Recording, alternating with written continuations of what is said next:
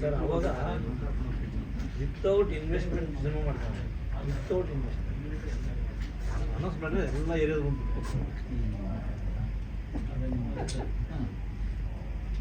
ಈಗ ಹೆಂಗಾಗಿದೆ ಇವತ್ತು ಸಿನಿಮಾ ಹೋಗಿದ್ದೆ, ಬೇಜಾರು ಮಾಡ್ಕೊಬೇಡಿ. ಇವತ್ತು ಸಿನಿಮಾ ಹೋಗಿದ್ದೆ ನಿನ್ನೆ ಹೋಗ್ಬೇಕಾದ್ರೆ ಹೋಗಿಲ್ಲ, ಇವತ್ತು ಹೋಗಿದ್ದೆ. ನಿನ್ನೆ ರಿಲೀಸ್ ಆಯಿತು. ಎಜುಕೇಟೆಡ್ ಬುಲ್ಸ್ ಶೀಘ್ರದಲ್ಲೇ ನಿಮ್ಮ ಮುಂದೆ ತೆರೆ ಕಾಣಲಿದೆ.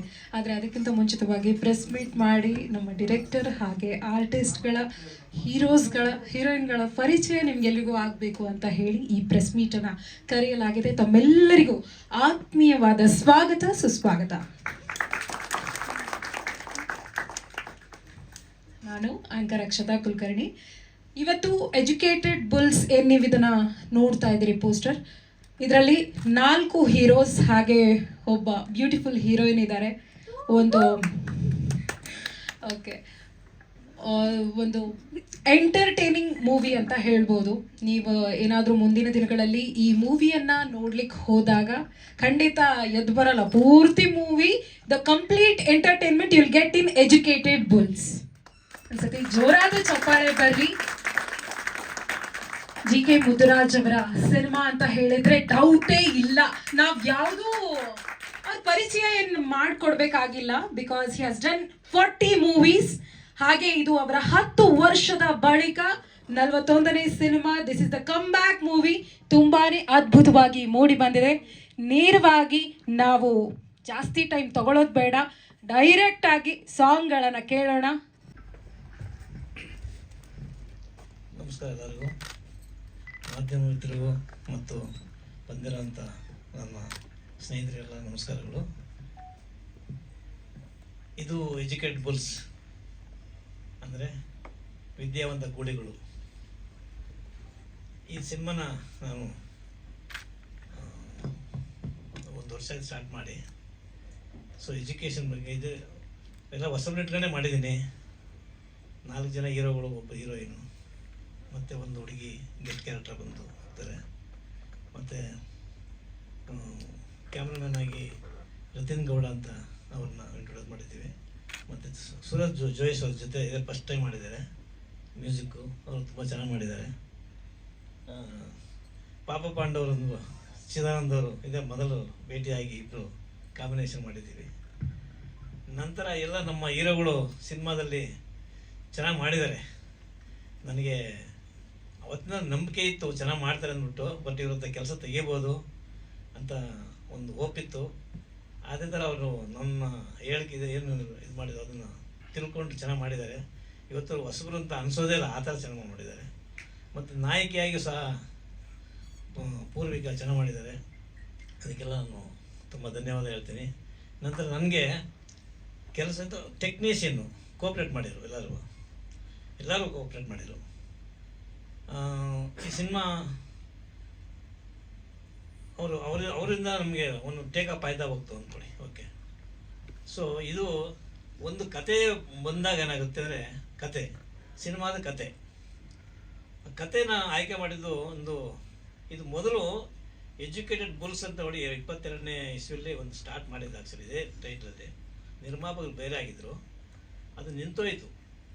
ಇದೇನು ನಿಂತೋಗ್ಬಿಟ್ರಲ್ಲ, ಸೇಮ್ ನನಗೆ ಎಷ್ಟೊಂದು ಪಬ್ಲಿಸಿಟಿ ಆಯಿತು, ನಿಲ್ಲಿಸ್ಬಿಟ್ರಲ್ಲ ಇವರು ಅಂತ ಹೇಳಿ ನಾನೇ ಟೇಕಪ್ ಮಾಡೋಣ, ನನ್ನ ಸ್ವಂತ ಬ್ಯಾನರ್ ಮಾಡೋಣ ಅಂತೇಳಿ ಸೇಮ್ ಟೈಟ್ ಇಟ್ಕೊಂಡು ಕತೆ ಬೇರೆ ತೊಗೊಂಡು ಇನ್ನೊಬ್ಬರ ಹತ್ರ ಎಲ್ಲ ಚೇಂಜ್ ಮಾಡಿ, ಹೊಸ ಹುಡುಗರೆಲ್ಲ ಚೇಂಜ್ ಮಾಡಿ, ಮತ್ತು ಆ ಸಿನಿಮಾದಲ್ಲಿ ಒಬ್ಬರನ್ನೂ ಆಗ್ತಾರೆ ಟೆಕ್ನಿಷಿಯನ್ ಪ್ರತಿಯೊಬ್ಬರನ್ನು ತೊಗೊಂಡು ಇದು ಸಿನಿಮಾ ಸ್ಟಾರ್ಟ್ ಮಾಡಿದೆ. ಈ ಎಜುಕೇಟೆಡ್ ಬುಲ್ಸ್ ಅನ್ನೋದು ಆ ಕತೆ ಚೆನ್ನಾಗಿ ಹಿಡಿಸ್ತು. ಒಬ್ಬರು ಕತೆ ಬರೆದಿದ್ರು, ಅದು ತುಂಬ ಹಿಡಿಸ್ತು ನನಗೆ ಅದು ಕತೆ. ಈಗ ಒಬ್ಬ ವ್ಯಕ್ತಿ ಎಲ್ಲರೂ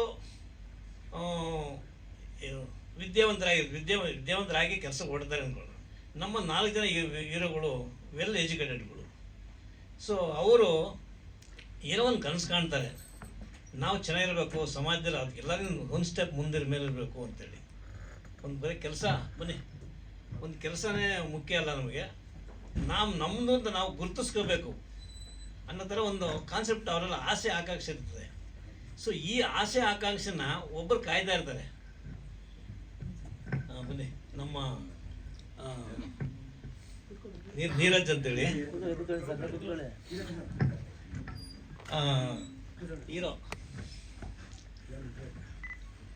ಸೊ ಈ ಥರ ಅದು ಎಜುಕೇಟೆಡ್ಗಳು ಇದು ಮಾಡ್ತಾರೆ. ಬಟ್ ಅವರು ಒಂದು ಕನಸು ಕಾಣ್ತಾರೆ, ನಾವು ಹಿಂಗಿರ್ಬೇಕು ಇರಬೇಕು ಆ ಥರ ಒಂದು ಕಾನ್ಸೆಪ್ಟ್ ಅವ್ರಿಗೆ. ಇದನ್ನು ಕೆಲವು ಜನ ಯುಟಿಲೈಸ್ ಮಾಡ್ಕೊತಾರೆ, ಇವ್ರ ಆಸೆನ ದುರುಪಯೋಗಪಡಿಸ್ಕೊತಾರೆ.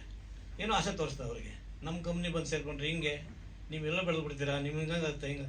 ಇವ್ರು ಅನ್ಕೋತಾರೆ ಹೌದಲ್ವಾ, ನಮ್ಗೆ ಹಿಂಗೋಗುತ್ತೆ ಹಿಂಗೆ ಹೋಗ್ಬೋದು ನಾವು ಅಂತ ಹೋಗ್ತಾರೆ. ಆ್ಯಕ್ಚುಲಿ ಅವ್ರಿಗೆ ಹಾಕೋದೇ ಗಾಢ ಅಂತ ಗೊತ್ತಿಲ್ಲ ಅವ್ರಿಗೆ. ಪಾಪ ಹೋಗಿ ಹಾಕೋತಾರೆ, ಸಫರ್ ಪಡ್ತಾರೆ, ಅವ್ನು ಬೆಳ್ಕೊಂಡು ಹೊರಟಾಗ್ತಾರೆ. ಅದನ್ನೇ ಕಾಯ್ಕೊಂಡಿದ್ದೇ ಮಾಡಿದ್ರೆ ಈ ಕಷ್ಟ ಕಾಲದಿದ್ದ ಏನು ಮಾಡ್ತಾರೆ, ಇನ್ನೊಬ್ರು ಕಾಯ್ತಾ ಇರ್ತಾರೆ, ಅದನ್ನು ಅವರು ಅದು ಹೊತ್ಕೊಂಡು ಹೋಗ್ತಾರೆ. ಸೊ ಇವರು ಕಷ್ಟ ಸಿಹಾಕೊಂಡೇ ಹೋಗ್ತಾ ಹೊರತು ಬುದ್ಧಿವಂತರಾಗಲ್ಲ ಇದೆಲ್ಲ. ಸೊ ಎಜುಕೇಷನಲ್ಲಿ ಬುದ್ಧಿನೇ ಇರಬೇಕು, ವಿದ್ಯೆನೇ ಇರಬೇಕು. ಬುದ್ಧಿ ಇದ್ರೇ ವಿದ್ಯೆ ಕಲಿಯ ಸಾಧ್ಯ, ಇಲ್ಲ ಅಂತಲ್ಲ. ಆದರೆ ವಿದ್ಯೆಗಿನ ಬುದ್ಧಿ ಮೊದಲು ನಂತರ ವಿದ್ಯೆ. ಹುಟ್ಟಿದಾಗಲೇ ಬುದ್ಧಿನೇ ಮೊದಲು ಬಂದು ಬುದ್ಧಿ ಮಗು ಇಟ್ಕೊಂಡು ವಿದ್ಯೆ ಕಲಿಯ ಶುರು ಮಾಡ್ತದೆ, ನಂತರ ವಿದ್ಯೆ ಬರ್ತದೆ. ಅದೇ ವಿದ್ಯೆ ಇರಬೇಕು. ಅದು ಸೊ ಬುದ್ಧಿನೇ ಮೊದಲನೇ ಪ್ರಾಮುಖ್ಯತೆ ಬರ್ತದೆ, ಪ್ರಾಶಸ್ತ್ಯ. ಸೊ ಈ ಬೇಸಿಸ್ ಮೇಲೆ ಸ್ಟಾರ್ಟ್ ಮಾಡಿದೆ ನಾನು. ಈಗ ಎಷ್ಟೋ ಕಂಪ್ನಿಗಳಿದ್ದಾವೆ ಈ ಪ್ರಪಂಚದಲ್ಲಿ, ದೊಡ್ಡ ಕಂಪ್ನಿಗಳಿದ್ದಾವೆ. ಎಷ್ಟೋ ಜನ ಇವರು ಕೆಲಸ ಮಾಡ್ತಾರೆ, ಬುದ್ಧಿವಂತರಲ್ಲ, ವಿದ್ಯಾವಂತರುಗಳು. ಆದರೆ ಬೆಳೆಯೋದು ಯಾರು? ಅವರು. ಇವರು ಅಲ್ವೇ ಅಲ್ಲ. ಇವ್ರಿಗೆ ಸಂಬಳ ತಾದ್ರೆ ಮನೆ ಬರ್ತಾರೆ ಅಷ್ಟೇ ಹೊರತು ಅವ್ರ ಲೆವೆಲ್ ಬೆಳೆಯಲ್ಲ. ಅವ್ರದ್ದು ಆರಾಮಾಗಿ ಇರ್ತಾರೆ. ಸೊ ಒಂದು ಕಂಪ್ನಿ ಬೆಳೆಯೋಕ್ಕೆ ವಿದ್ಯಾವಂತರೇ ಮುಖ್ಯ. ಅವ್ರ ಬುದ್ಧಿನ ಉಪಯೋಗಿಸೋದನ್ನ ಅವನು ಬುದ್ಧಿವಂತ ಇವ್ರಿಗಿನ್ನ. ಸೊ ಈ ಕಾನ್ಸೆಪ್ಟ್ ನಮ್ಮ ಸಿನಿಮಾದಲ್ಲಿ ಅಡಾಪ್ಟ್ ಮಾಡ್ಕೊಂಡಿದ್ದೀನಿ. ಸಿನಿಮಾ ಚೆನ್ನಾಗಿ ಬಂದಿದೆ, ನೋಡಿದ್ದಾರೆ ಕೆಲವು ಜನ, ಎಲ್ಲರೂ ಒಂದು ಅಪ್ರಿಷಿಯೇಟ್ ಮಾಡಿದ್ದಾರೆ.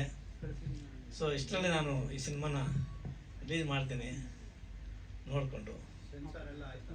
ಸೆನ್ಸರ್ ಆಗಿದೆ, US ಸರ್ಟಿಫಿಕೇಟ್ ಕೊಟ್ಟಿದ್ದಾರೆ. ಇನ್ನು ಸ್ವಲ್ಪ ದಿನದಲ್ಲಿ ಅಂದರೆ ಈ ಒಂದು 2-3 ಪಿಕ್ಚರ್ ನೋಡ್ಕೊಂಡು ಮುಂದೆ ಬರೋ ತಿಂಗಳು ಹೊರಡ ಮಾಡ್ತೀನಿ, ಸಿನಿಮಾ ರಿಲೀಸ್ ಮಾಡ್ತೀನಿ. ಓಕೆ, ಧನ್ಯವಾದಗಳು.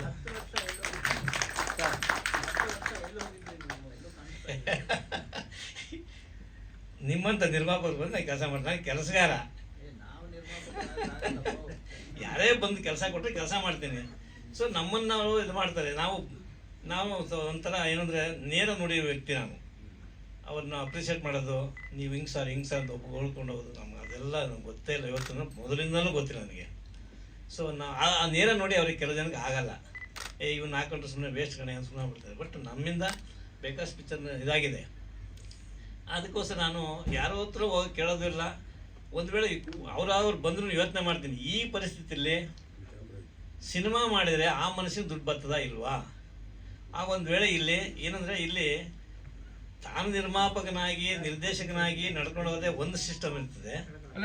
ಮತ್ತೆ ಇನ್ನೊಬ್ಬರು ನಿರ್ಮಾಣ ಮಾಡಿದಾಗ ಏನಾಗುತ್ತೆ ಅಂದರೆ ಅಲ್ಲಿ ಇದಾಗುತ್ತೆ. ಏನಪ್ಪ ಅಂದರೆ, ನಾನು ಕೇಳಿದ್ದೀನಿ, ಸರ್ ನೀವು ಸ್ವಂತ ಮಾಡಿದ್ದೀರಾ, ಓಕೆ ನಾನು ಕನ್ಸೆಷನ್ ಮಾಡ್ತೀನಿ ಸರ್, ಇನ್ನೊಬ್ರು ಯಾಕೆ ಕೊಡ್ತೀರಾ, ಕೊಡಿಸಿ ದುಡ್ಡು ಅಂತಾರೆ. ಸೊ ಅವ್ರು ಕೇಳೋ ಅಮೌಂಟ್ ನಾವು ಕೊಡಿಸ್ಕೊಂಡು ಹೋದರೆ ಬಡ್ಜೆಟ್ ಎಲ್ಲೋ ಇರ್ತದೆ, ಆ ದುಡ್ಡು ವಾಪಸ್ ಬಂದ ಡೌಟ್ ನನಗೆ. ನಾಳೆ ನನಗೆ ಬೈತಾರೆ, ಏನು ಸರ್ ನಿಮ್ಮ ನಂಬ್ಕೊಂಬಂದು ನಮಗೆ ಮೋಸ ಮಾಡಿದಿರಿ, ಇದು ಬೇಕಾ ಸರ್ ನನಗೆ ಅಂತಾರೆ.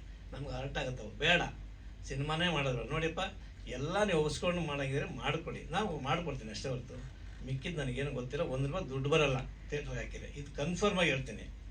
TV ರೇಟ್ಸ್ ಇಲ್ಲ, ಆಡಿ ಜನಗಳು ಬರ್ತಾ ಇಲ್ಲ, ನಾನು ಅದಕ್ಕೆ ಹೋಗ್ಕೊಡಲ್ಲ. ಮಾಡಿದ್ರೆ ಮಾಡಿ, ಸಂತೋಷ, ಧೈರ್ಯ ಮಾಡಿ ಅಂತ ನಾನು ಹೇಳ್ತೀನಿ ಹೊರತು ಅದಕ್ಕೆ ನಾನು ನಂಬ್ಕೊಂಡು ಯಾರೋ ಬರ್ತಿರ್ಲಿಲ್ಲ, ನಾನೇ ಸ್ವಂತ ಮಾಡಿದ್ದೀನಿ. ಈಗ ನೋಡೋಣ, ದೇವ್ರ ಮೇಲೆ ಪ್ರಯತ್ನ ಪಟ್ಟರೆ ಯಾರು ಸೋಲಲ್ಲ, ಕನ್ಫರ್ಮ್ ಗೆಲ್ತೀವಿ. ಆದರೆ ನಮ್ಮ ಕೆಲಸ ಚೆನ್ನಾಗಿರಬೇಕು, ಜನಕ್ಕೆ ಇಡಿಸ್ಬೇಕು ಜನ. ಇದು ನಮ್ಮ ಕಾನ್ಸೆಪ್ಟಲ್ಲಿ ಹುಡುಗರು ಅಷ್ಟು ಚೆನ್ನಾಗಿ ಆಕ್ಟ್ ಮಾಡಿದ್ದಾರೆ, ಸಾಂಗ್ ಚೆನ್ನಾಗಿ ಮಾಡವ್ರೆ, ಡೈಲಾಗ್ ಚೆನ್ನಾಗಿದ್ದಾವೆ, ಕ್ಯಾಮ್ರಾ ವರ್ಕ್ ಚೆನ್ನಾಗಿ ಮಾಡಿದ್ದಾರೆ. ಆಡಿಯನ್ಸ್ಗೆ ಒಂಚೂರು ಟಚ್ ಆಗೋ ಥರ ಇದೆ ನನ್ನ ಸಿನಿಮಾ ಅಂತ ನನಗೆ ಅನಿಸ್ತದೆ. ಏಕೆಂದರೆ ನಾವು ತೆಗೆದು ನೋಡಿ ಅಂತ ಹೇಳಿ ಯಾರು ನೋಡಲ್ಲ, ಬಂದು ಹೋಗಯ್ಯೋ ನೀನು ಬಂದು ಊದು ತೋರಿಸ್ತಾರೆ ನನಗೆ. ಆದರೆ ಆ ಮನುಷ್ಯನ ಆಡಿಯನ್ಸ್ ಪಲ್ಸ್ ನಾವು ಹಿಡಿಬೇಕು. ಒಬ್ಬ ನಿರ್ದೇಶಕ ಹೀರೋ ಪಲ್ಸ್ ಹಿಡಿಯೋದಲ್ಲ, ಹೀರೋಯಿನ್ ಪಲ್ಸ್ ಹಿಡಿಯೋದಲ್ಲ. ಆಡಿಯನ್ಸ್ ದುಡ್ಡು ಕೊಡ್ತಾರೆ ₹100, ಒಂದು ₹100 ನಮ್ಮ ₹1,00,000ಕ್ಕೆ ಸಮಾನ. ಅವನು ಬೆಳಿಗ್ಗಿನ ಸಾಯಂಕಾಲ ಕೆಲಸ ಮಾಡಿರ್ತಾರೆ ಪಾಪ. ಅವನು ಆ ₹100 ಕೊಟ್ಟು 2 ಗಂಟೆ ಕಾಯ್ತಾನೆ ಅಂದರೆ ಅದು ₹1,00,000ಕ್ಕೆ ಸಮಾನ. ಅದು ಸುಮ್ಮನೆ ಅಷ್ಟು ಕೊಡಲ್ಲ ಸುಮ್ಮನಾಗಿ. ಅದಕ್ಕೆ ನಾವು ಬೆಲೆ ಕೊಡ್ಬೇಕು. ಅವನಿಗೆ ಎಂಟರ್ಟೈನ್ಮೆಂಟ್ ಕೊಟ್ಟಿರ್ಬೇಕು. ಅವನಿಗೆ ಅವನ ಆಸೆ ಒಂದು ಸಿನಿಮಾ ನೋಡಿದೆಯಾ ತೃಪ್ತಿ ಆದ ಕಣೆ ಅಂತ ಹೋಗ್ಬೇಕು. ಅದಿದ್ದಾಗ ಮಾತ್ರ ಅವ್ನು ಬರ್ತಾನೆ. ಅದು ನಮಗೂ ಒಂದು ಕೆಲಸ, ಒಂದು ತೃಪ್ತಿ, ಅವನಿಗೊಂದು ತೃಪ್ತಿ. ಸೊ ಇದು ಮೊದಲು ನಾವು ತಿಳ್ಕೋಬೇಕು. ಅದಕ್ಕೋಸ್ಕರ ನಾನು ಇಲ್ಲೂ 10 ವರ್ಷ ಮಾಡೋದು ಕಾರಣ ಇದೇನೆ. ನಾನು ಹಂಗೆ ಮಾಡೋಂಗಿದ್ರೆ ಇನ್ನೂ 4-5 ಪಿಕ್ಚರ್ ಮಾಡೀನಿ. ಬಕೆಟ್ ಇದ್ದರೆ ಇನ್ನೂ 150. ಇವತ್ತು ನನ್ನ 341 ಅಲ್ಲ, 150ನೇ ಸಿನಿಮಾ ಇರೋದು. 150ನೇ ಸಿನಿಮಾ ನನಗಿದ್ದ ಹೆಸರಲ್ಲಿ ಯಾವಾಗಿನ ಕಾಲದಲ್ಲಿ. ನಾನು ಯಾವಾಗ ಬಕೆಟ್ ಬಿಟ್ಬಿಟ್ನೋ, ನನ್ನ ಬಿಟ್ಬಿಟ್ಟು ನಾನು ಸುಮ್ಮನೆ ಮನೆ ಬಂದ್ಬಿಟ್ಟೆ ಅಷ್ಟೇ. ಇದು ನನ್ನ ಇದು. Thank you. ಇಷ್ಟು ಮಾತ್ರ ಅನ್ನಿಸ್ತೀನಿ. ತಪ್ಪದು ಇದು ಮಾಡಬೇಡಿ, ಕ್ಷಮಿಸಿ.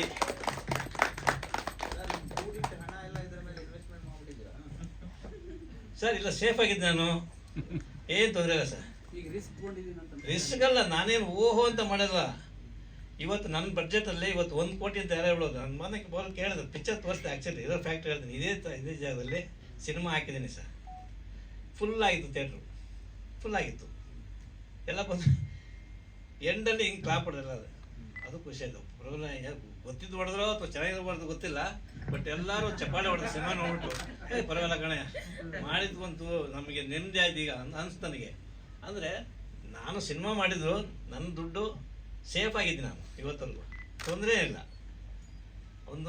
ನಾನು ಯಾವುದೇ ಸಿನಿಮಾ ಮಾಡಿದ್ರು ಸರ್, ಮೊದಲು ಎಂಥ ಹೀರೋ ಆಗಲಿ, ಯಾವುದೇ ಸಿನಿಮಾ ಪ್ರೊಡ್ಯೂಸರ್ ಬಂದರೆ ಈ ಹೀರೋಗೆ ಎಷ್ಟು ಜನ ಹೋಗುತ್ತೆ, ಎಷ್ಟು ಜನ ನೋಡ್ತಾರೆ, ನೋಡಲಿಲ್ಲ ಅಂದರೆ ವಾಪಸ್ ದುಡ್ಡು ಹೆಂಗೆ ಬರ್ತದೆ.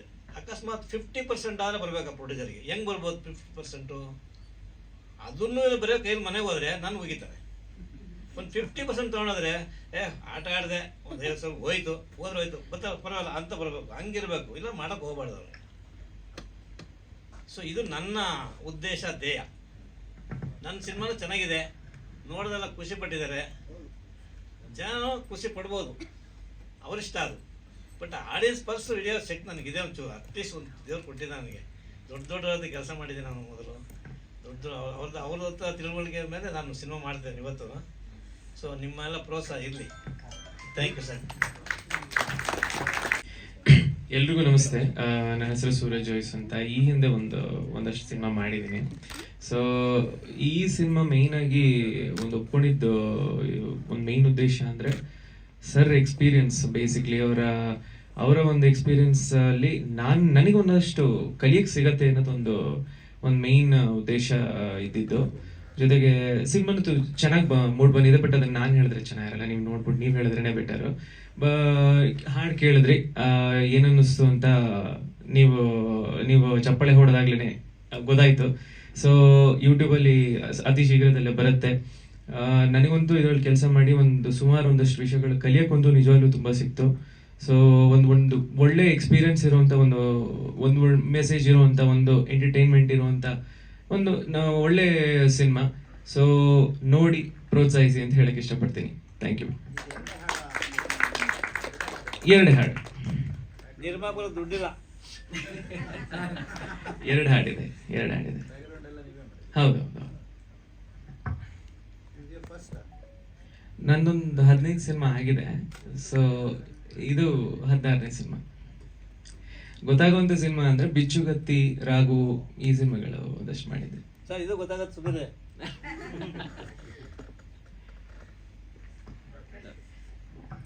ನೀರಜ್ ಅವ್ರು ಮಾತಾಡಿ. ಎಲ್ಲರಿಗೂ ನಮಸ್ತೆ. ನನ್ನ ಹೆಸರು ರಾಕೇಶ್ ಅಂತ.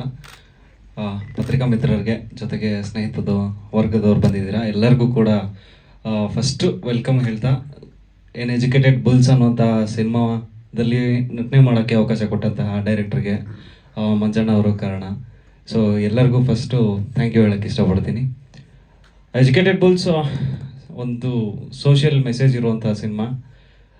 ತುಂಬ ಚೆನ್ನಾಗಿ ಕಥೆಯನ್ನು ಮಾಡಿದರು ಮುದುರಾಜ್ ಸರ್. ಫಸ್ಟ್ ಟೈಮು ಮೀಟ್ ಮಾಡಿದಾಗ, ಬೇರೆ ಯಾವುದೋ ಕಾರಣಕ್ಕೆ ಮೀಟ್ ಮಾಡಿದಾಗ, ನೆಕ್ಸ್ಟು ಅವರೇ ಪರ್ಸ್ನಲಾಗಿ ಕರೆದು ಈ ಥರ ಒಂದು ಕ್ಯಾರೆಕ್ಟರ್ ಇದೆ ಮಾಡುವಂಥ ಒಂದು ಅವಕಾಶನ ಕೊಟ್ಟರು. ಸೊ ನ್ಯಾಯನ ಸಲ್ಲಿಸಿದ್ದೀವಿ ಅಂತ ಅನ್ಕೋತೀವಿ. ಜೊತೆಗೆ ಸಾಂಗ್ಸ್ನ ನೋಡಿದ್ರಿ, ಸೂರಜ್ ಜೋಯ್ಸ್ ಅವ್ರ ಜೊತೆಗೆ 2ನೇ ಸಿನಿಮಾ ನಂದಿದ್ದು. ಮುಂಚೆ ಒಂದು ಸಿನಿಮಾ ಮಾಡಿದ್ವಿ. ಸೊ ಚೆನ್ನಾಗಿ ಬಂದಿದೆ, ಎಷ್ಟು ಹೇಳ್ಬೋದು ಅಷ್ಟೇ. Thank you. ಪೂರ್ವಿಕಾ ಅವರೇ ಮಾತಾಡಿ. Hi all. ಎಲ್ಲರಿಗೂ ನಮಸ್ತೆ. ನನ್ನ ಹೆಸರು ಸ್ವಪ್ನ ಅಂತ. ಎಜುಕೇಟೆಡ್ ಬುಲ್ಸ್ ಎಂಬ ಚಿತ್ರದಲ್ಲಿ ನಟಿಯಾಗಿ ಪಾತ್ರ ವಹಿಸಿದ್ದೀನಿ. ಸೊ ಮುದ್ದುರಾಜ್ ಸರ್ ಜೊತೆ ಇದು ನನ್ನ ಫಸ್ಟ್ ಫಿಲಮ್. ಇದು ಅವ್ರ ಜೊತೆ ವರ್ಕ್ ಮಾಡಿರೋದು ನನಗೆ ತುಂಬ ಐ ಆಮ್ ಗ್ರೇಟ್ಫುಲ್. ನಾನು ಅವ್ರ ಜೊತೆ ನಾನು ವರ್ಕ್ ಮಾಡಿರೋದು ಆ್ಯಂಡ್ ತುಂಬ ಚೆನ್ನಾಗಿದೆ. ನಾನು ಈ ಫಿಲಮಲ್ಲಿ ಟೈಮ್ ಸೆನ್ಸ್ ತುಂಬ ಕಲ್ತಿದ್ದೀನಿ ನಾನು. ಮತ್ತು ಶೂಟಿಂಗ್ ಮಾಡಬೇಕಾದ್ರೆ ಎಲ್ಲ ಕೂಡ ತುಂಬ ಒಳ್ಳೆ ಏನು ಎಕ್ಸ್ಪೀರಿಯೆನ್ಸ್ ಆಗಿದೆ ನನಗೆ. So thank you so much sir. And special thanks to Jairam sir and ನನ್ನ father Srinivas Murthy. Thank you so much. ನಾನಿಲ್ಲಿ ಹೀರೋಯಿನ್ ಆಗಿ ಆ್ಯಕ್ಟ್ ಮಾಡಿದ್ದೀನಿ. ಹೌದು, ಈ ಸಿನಿಮಾದಲ್ಲಿ ಹೀರೋಯಿನ್ ಆ್ಯಕ್ಟ್ ಮಾಡಿದ್ದೀನಿ. ಹೌದು ಹೌದು. ಆಕ್ಟಿಂಗ್ ಮಾಡ್ತಿದ್ದೀರಾ ಅದರಲ್ಲಿ? ಸಿನಿಮಾಲಿ ಆಕ್ಟಿಂಗ್? ಸಿನಿಮಾ ಹೀರೋಯಿನ್ ಆಗಿ ಆ್ಯಕ್ಟ್ ಮಾಡಿದ್ದೀನಿ ಸರ್. ಕೇಳ್ತಾ ಇರೋದು ಸಿನಿಮಾದೊಳಗಡೆ ಸಿನಿಮಾ ನಡೆಯುತ್ತಾ? ಇಲ್ಲ ಅಲ್ಲ. ಇಲ್ಲ ಮತ್ತೆ ಹೀರೋಯಿನ್ ಅಂತ ನಮ್ಗೆ ಗೊತ್ತು. ನಿಮ್ಮ ಪಾತ್ರದಲ್ಲಿ ಏನಾಗಿರ್ತೀರಾ ಅದ್ರಾಗ? ನಿಮ್ಮ ಪಾತ್ರ ಹೇಳಪ್ಪ. ನನ್ನ ಕ್ಯಾರೆಕ್ಟ್ರು ಇದ್ರಲ್ಲಿ ಬಂದು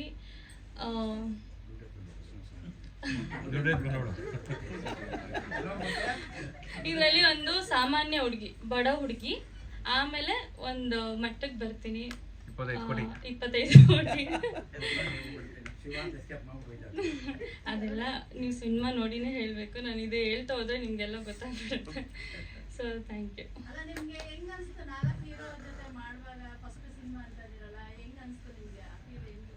ನನಗೆ ಫಸ್ಟ್ ಟೈಮು 4 ಹೀರೋ ಜೊತೆ ಅಂತಂದರೆ ನನಗೆ ಲವ್ ಸ್ಟೋರಿ ಅಂತ ಅಂದ್ಕೊಬಿಟ್ಟೆ. ಮತ್ತೆ ಕತೆ ಕೇಳಿದಾಗ ಅರ್ಥ ಆಯಿತು ನನಗೆ.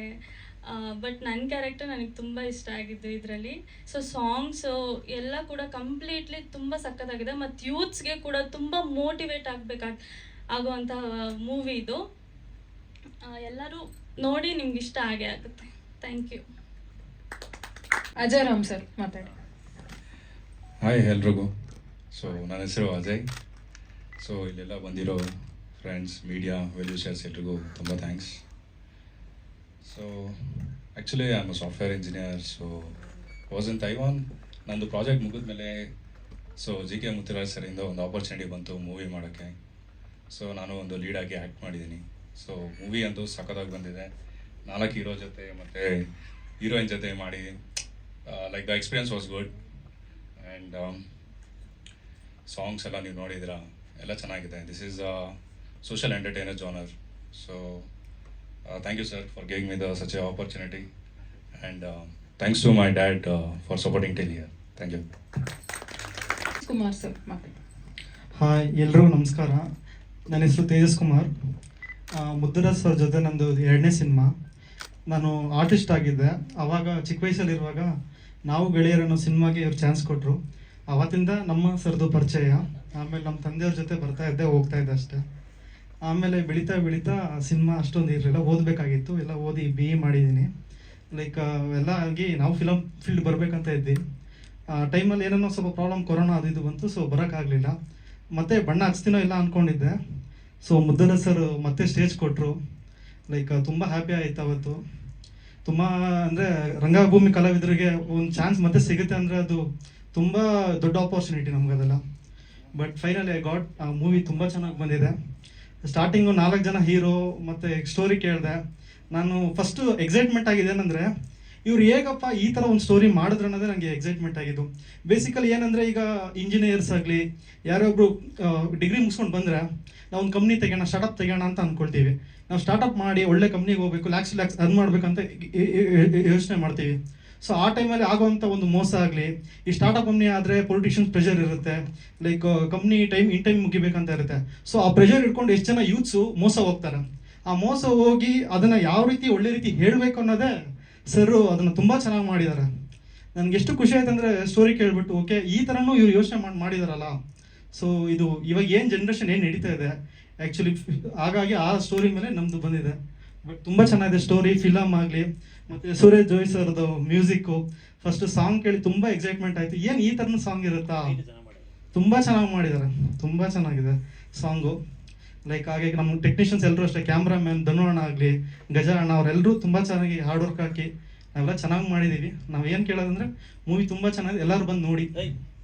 ಅದೇನಿದೆ ನಾವೇ ಕರೀಬೇಕು.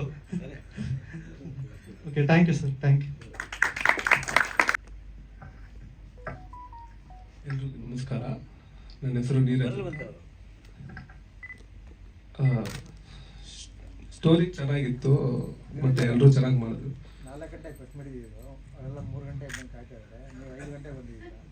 ಬಂದಮೇಲೆ ಒಂದು ಗಾಡಿ ಕಳಿಸ್ಬೇಕು. ಇಲ್ಲ ಎದ್ಬಿಡ್ಸ್ ಗಾಡಿಗೆ ಹೇಳ್ಬೇಡಿ. ಸಾರಿ, ಲೇಟ್ ಆಯಿತು, ನಂಗೆ ಗೊತ್ತಿಲ್ಲ. ಸೊ ಎಲ್ಲರೂ ಹೇಳಿದಾಗೆ ಸ್ಟೋರಿ ಎಲ್ಲ ಚೆನ್ನಾಗಿದೆ. ಮೋಸ್ಟ್ಲಿ ನಾನು ಆಡಿಯನ್ಸ್ ಎಲ್ಲ ನೋಡಿದ್ರೆ ಗೊತ್ತಾಗೋದು, ಯಾಕಂದರೆ ನಾನು ಹೇಳೋಕ್ಕಾಗಲ್ಲ ಈ ಮೂವಿ, ಯಾರು ಹೇಳೋಕ್ಕಾಗಲ್ಲ ಔಟ್ಸೈಡ್. ಸೊ ಅಷ್ಟೇ.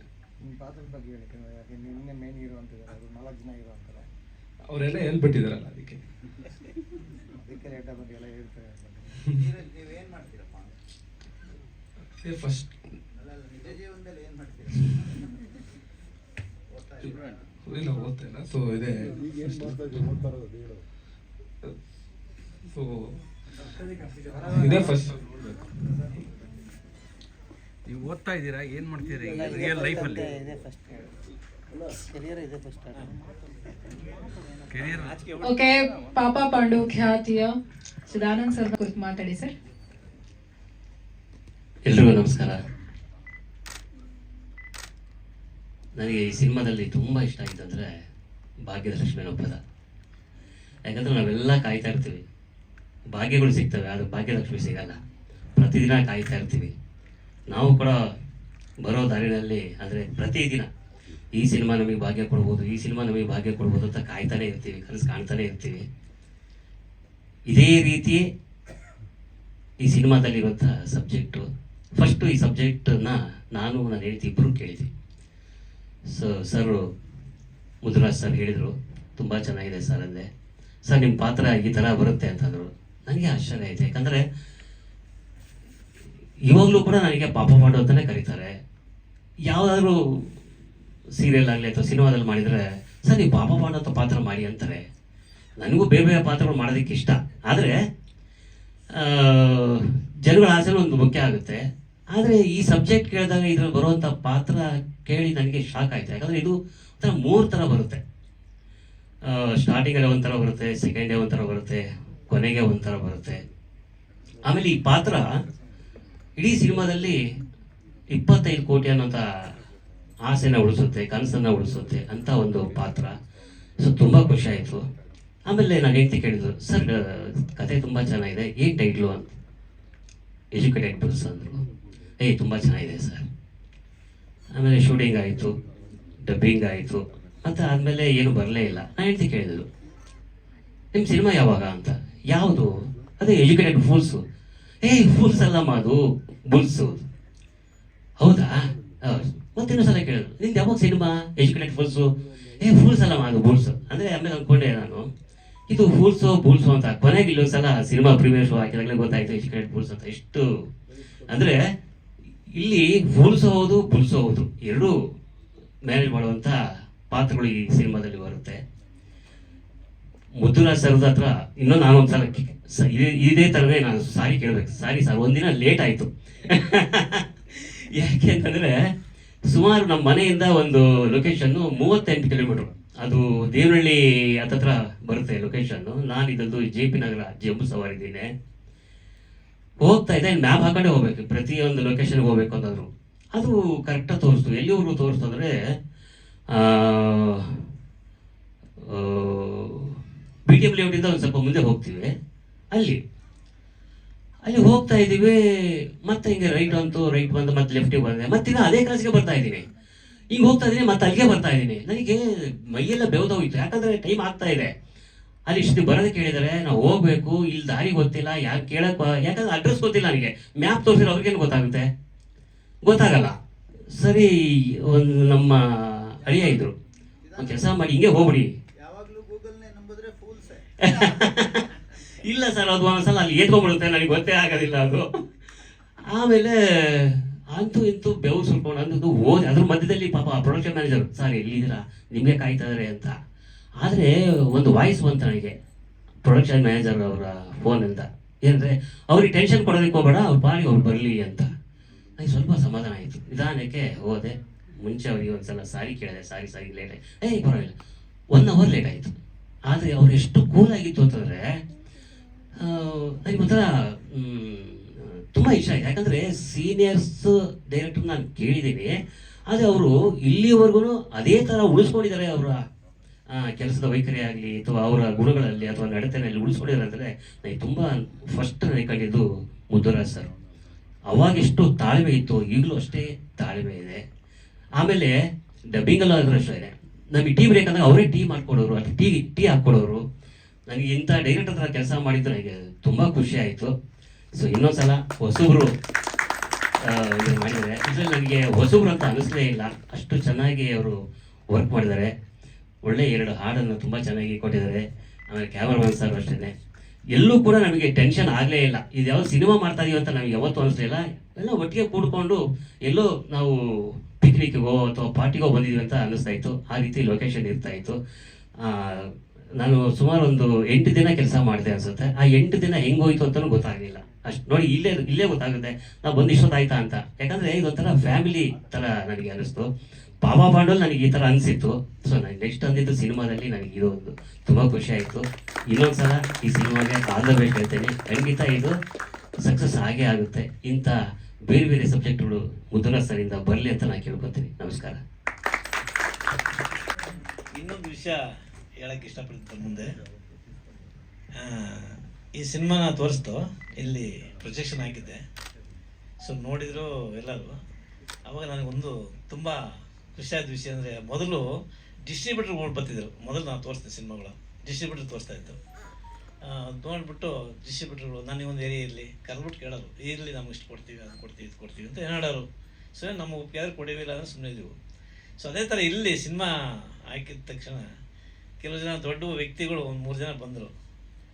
ಸರ್ ರಿಲೀಸ್ ಮಾಡೋಕ್ಕೆ ನಾವು ಸಹಾಯ ಮಾಡ್ತೀವಿ ಸರ್ ಅಂದರು. ನಾನು ಸಿನಿಮಾ ರಿಲೀಸ್ ಮಾಡೋಕ್ಕೆ ಕಷ್ಟ ಆಗ್ತಾಯಿತ್ತು. ಯಾವ ಡಿಸ್ಟ್ರಿಬ್ಯೂಟರ್ ಬರ್ತಾಯಿಲ್ಲ, ಈಗ ಒಬ್ಬರು ಬರ್ತಾ ಇಲ್ವಲ್ಲ. ಎಲ್ಲಿ ಪಬ್ಲಿಸಿಟಿ ಮಾಡಬೇಕು, ಪ್ರಿಂಟ್ ಇದಾಗಬೇಕು, ಥಿಯೇಟ್ರ್ ಹಿಡಿಬೇಕು, ಥಿಯೇಟ್ರ್ ದುಡ್ಡು ಕೊಡಬೇಕು, ಎಲ್ಲಪ್ಪ ಮಾಡೋದು. ಅವಾಗ ಅವ್ರು 3 ಜನ ಬಂದರು. ಸರ್ ನಾವಿದ್ದೀವಿ, ಹೊರೆ ಮಾಡ್ಬಿಡಿ, ನಾನೇ ಕೊಡ್ತೀವಿ, ನಿಮ್ಮ ಸಿನಿಮಾ ಚೆನ್ನಾಗಿದೆ, ನೀವು ಮಾಡಿ ಅಂದರೆ ಡಿಸ್ಟ್ರಿಬ್ಯೂಟರ್ ಲೆವೆಲೇ ಅವ್ರೀಗ.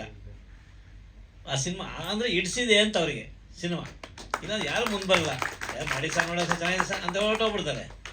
ಅವ್ರು ಇಡಿಸಿದೆ ಅಂದರೆ ಕನ್ಫರ್ಮ್ ಆಗಿದ್ದು ಚೆನ್ನಾಗಿದೆ ಅಂತ.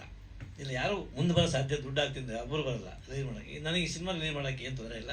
ಒಂದು ಲೆವೆಲ್ ನಾವು ಮಾಡ್ತೀವಿ, ಅಂದರೆ ಓಹೋ ಅಂತ ಮಾಡೋಕ್ಕಲ್ಲ, ಒಂದು ಲೆವೆಲ್ ನಾವು ಮಾಡ್ತೀವಿ, ಸಿನಿಮಾ ರಿಲೀಸ್ ಮಾಡ್ತೀನಿ.